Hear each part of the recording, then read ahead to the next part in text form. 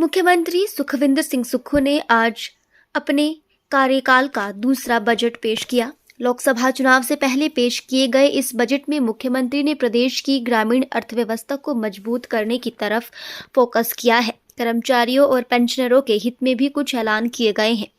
Budget में कृषि, स्वास्थ्य, शिक्षा, खेल क्षेत्र में भी मजबूती देने के लिए कई नई योजनाओं का ऐलान किया गया है।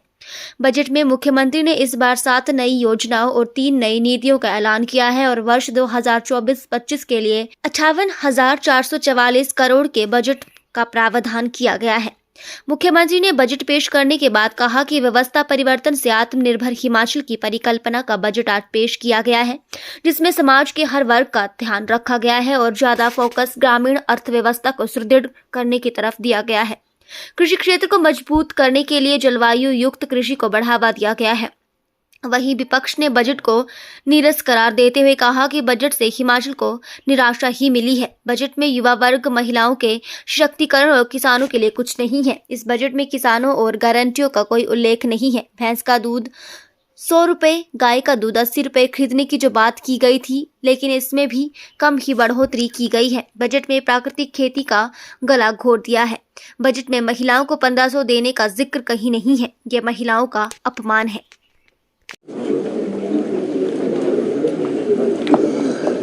ये बजट व्यवस्था परिवर्तन से आत्मनिर्भर हिमाचल की को रेखांकित करते हुए प्रकट किया गया है। हमारा प्रयास है कि प्रदेश की ग्रामीण अर्थव्यवस्था को मजबूत किया जाए। प्रदेश की ग्रामीण अर्थव्यवस्था पर पिछले कई सालों से ध्यान नहीं दिया गया। जो हमारे प्रदेश में कृषि पर आधारित 69% के करीब अपना जीवन यापन निर्वाह करते हैं, वो कृषि से विमुख हो रहे हैं। हमने प्रयास किया है कि अगर आत्मनिर्भर हिमाचल को बनाना है तो समाज के सभी वर्गों का उत्थान किया जाना सुनिश्चित करना पड़ेगा। समाज का एक वर्ग संसाधन से भरा पड़ा हो और दूसरे वर्ग की कोई पूछ ना हो तो समाज कोई भी तरक्की नहीं कर सकता। इसलिए हमने समाज के सभी वर्गों को टच किया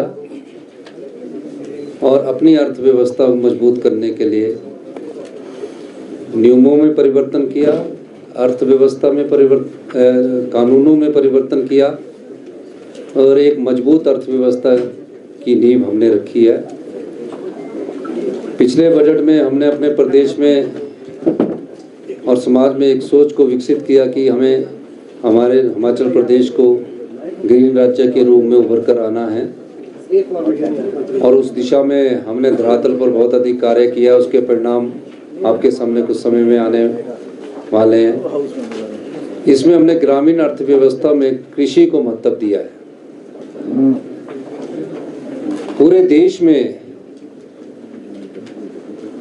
जिस एमएसपी के लिए आज किसान सड़कों में दिल्ली में बैठे हैं, हमने अपने प्राकृतिक सौंदर्य और जलवायु को समझा और प्रयास किया कि हमें अपने जलवायु और स्वच्छ वातावरण के अनुसार खेती को बढ़ावा देना चाहिए। इस दृष्टि से हमने कहा कि जो लोग यूरिया का प्रयोग नहीं करेंगे और जो दूसरी खादें उनका प्रयोग नहीं करेंगे, रासायनिक खादों का प्रयोग नहीं करेंगे, जहर मुक्त खादों का जो प्रयोग करेंगे, उसमें हमने 2 चीज़ों को लिया। हमारे यहाँ गेहूँ होती है और मक्का होती है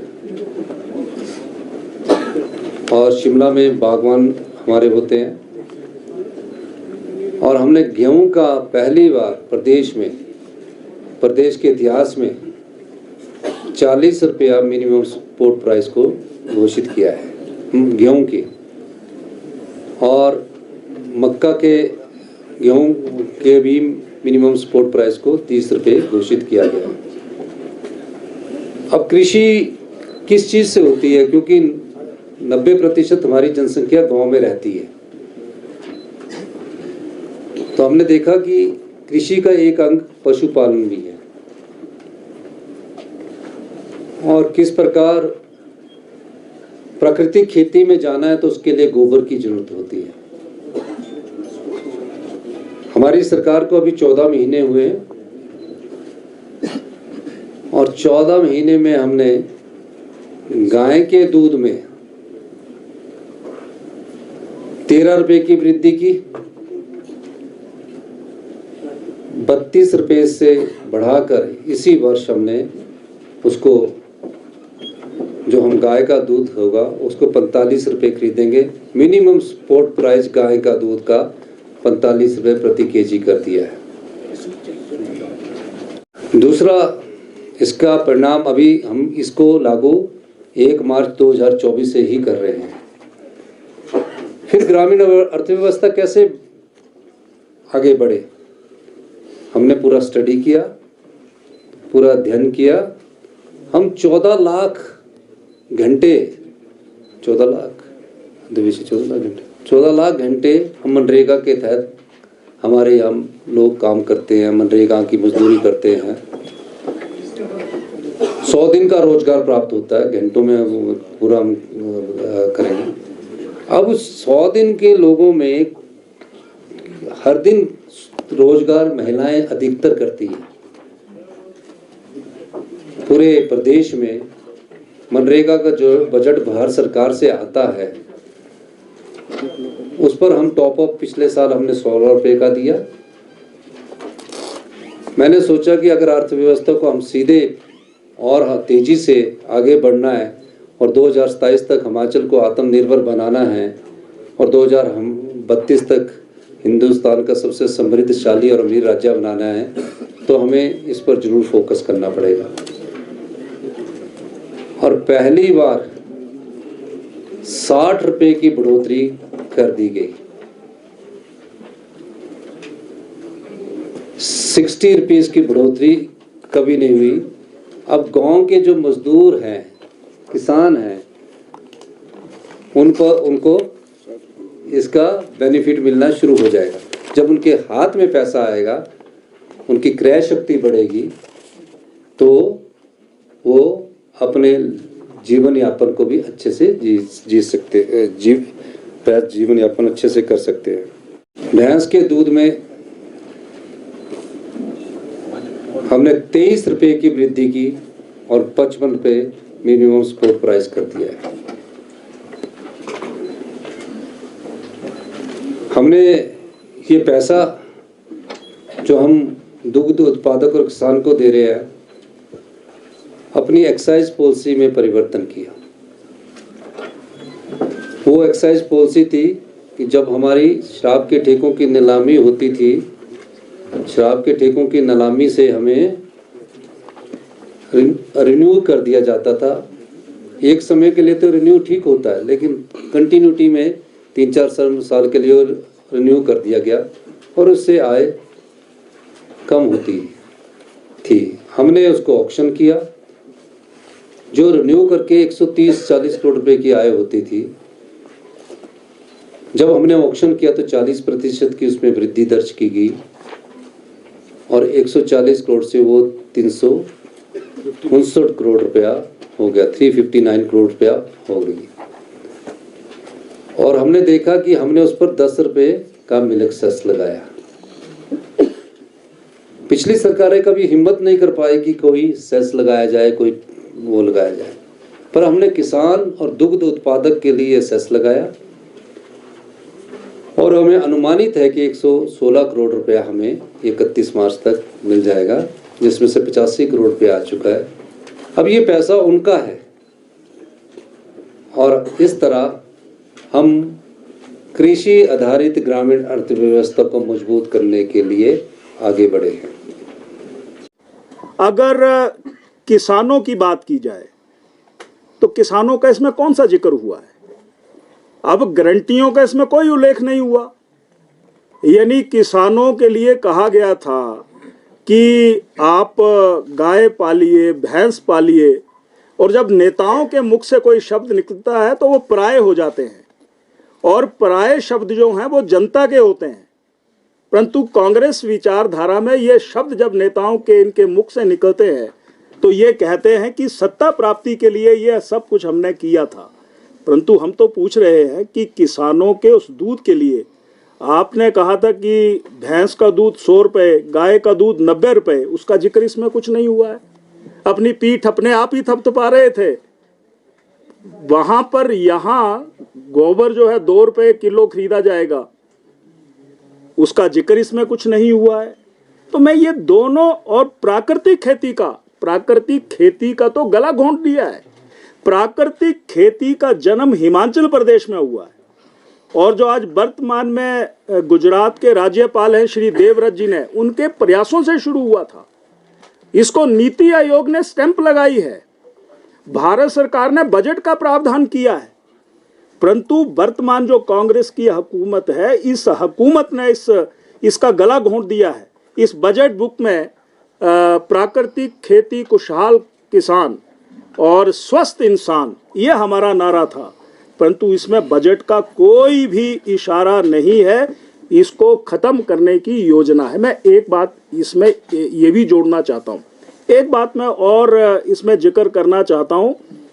जहाँ तक बहनों का प्रश्न है, चुनावों के समय में कहा गया था कि आप कांग्रेस को विश्वास दीजिए, और विश्वास दीजिए हिमाचल प्रदेश की जनता बहनों को, जितने भी हमारी बहनें होंगी उनको 1500 रुपया।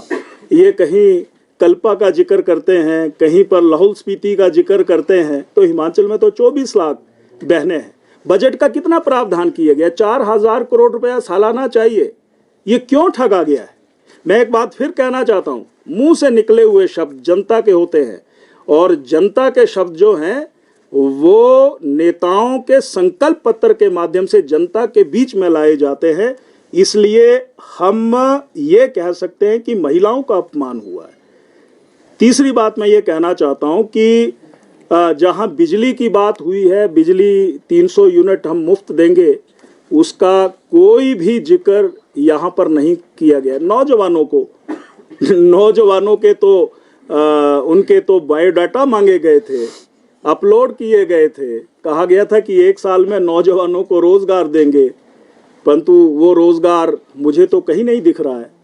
कहा गया था कि जो आउटसोर्स है उनके लिए कोई ठोस योजना बनाई जाएगी।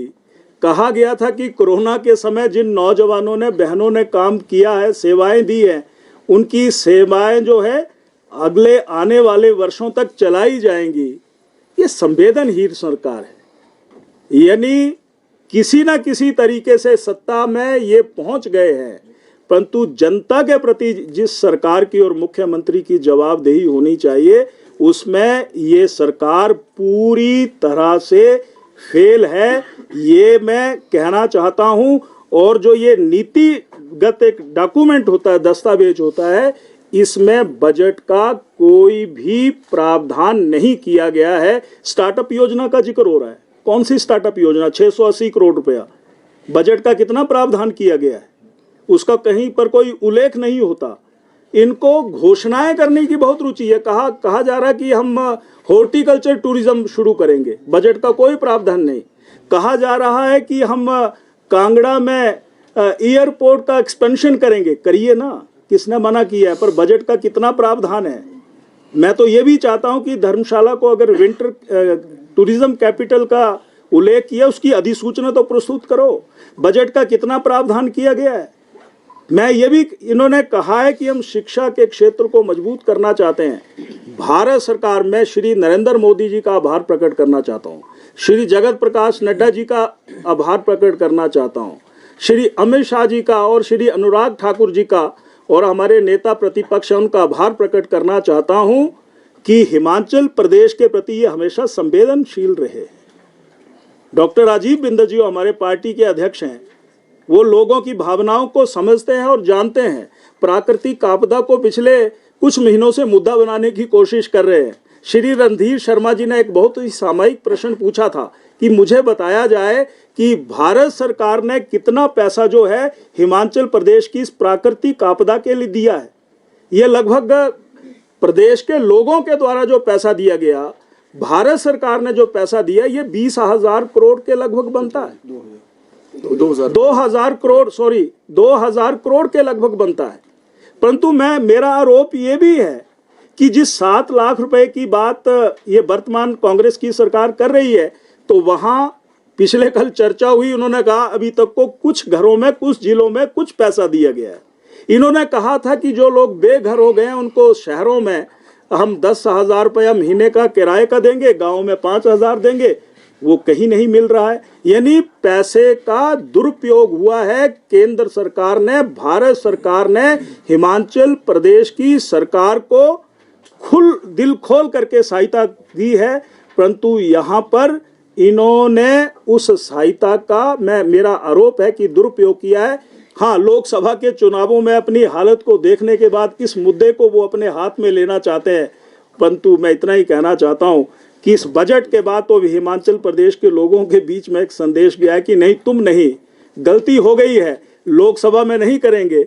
और एक लोगों का मन इस बजट बुक का भाषण के बाद ये भी हो रहा है कि 2019 का रिकॉर्ड टूटेगा और एक सुशासन, बढ़िया शासन, जिससे हिमाचल प्रदेश के लोग कुछ हजार वोटों से रह गए थे, दिल्ली में श्री नरेंद्र मोदी जी एक बार से मुल्क के प्रधानमंत्री बनेंगे। ये सारी बातें मैं इसलिए यहाँ पर जिक्र कर रहा हूँ। यहाँ पर शिक्षा के सुदृढ़ीकरण की बात हो रही है। केंद्र शर्मा जी,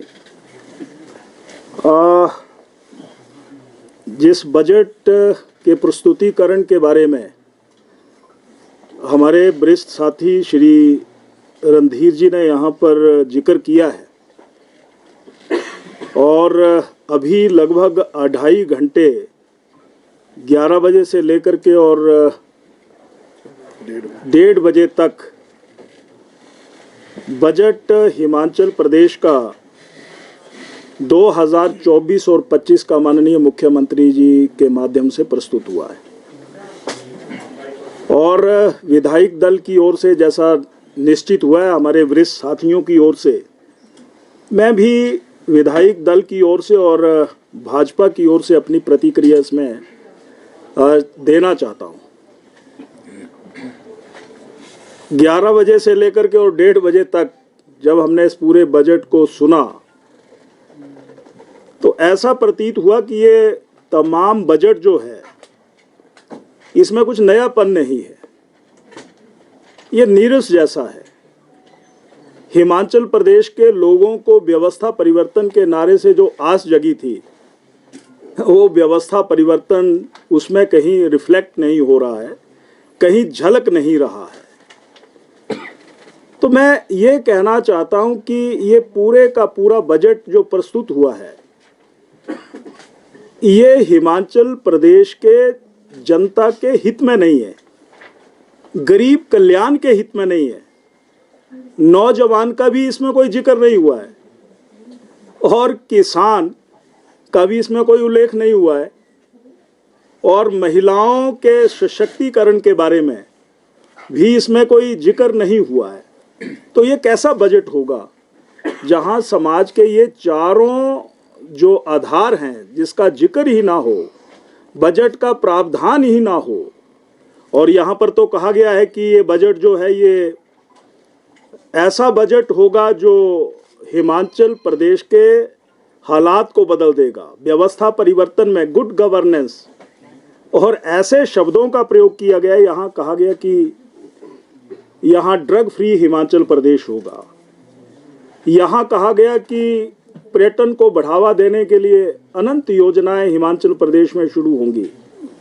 यहाँ पर कहा गया कि टूरिज्म स्टेट, जिसको कहा गया कि धर्मशाला बनाया जाएगा, उसका जिक्र इसमें, हवाला इसमें हुआ है, और ग्रीन स्टेट हिमाचल प्रदेश बनेगा। परंतु मैं सिर्फ इतना ही कहना चाहता हूँ, पिछले वर्ष भी हमने इस बजट को सुना था, पढ़ा था, और उसी कहानी को इस बार रिपीट किया गया है। किसी ने इस बजट की कॉपी को, इस पटकथा को लिखा और मुख्यमंत्री ने इस विधानसभा में उस पटकथा को रख दिया। अब जब वो बोल रहे थे तो गंभीरता नजर नहीं आ रही थी, थके हुए महसूस कर रहे थे और उनका जो पक्ष है वो भी समय ये बजट कब समाप्त हो वो इंतजार कर रहे थे। ऐसी अभिव्यक्ति इस बजट से रिफ्लेक्ट हुई है। मैं एक बात और कहना चाहता हूं।